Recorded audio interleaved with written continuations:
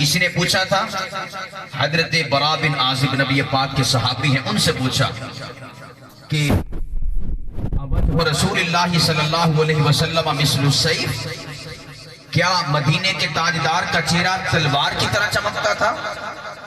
تلوار اس کے اوپر اگر سورج کی روشنی پڑے تو وہ چمکتی ہے۔ پوچھا کہ کیا رسول اللہ کا چہرہ تلوار کی طرح چمکتا تھا؟ تو کہا کہ نہیں، تلوار کی طرح نہیں چمکتا تھا بلکہ چاند کی طرح چمکتا تھا۔ وجہ کیا ہے؟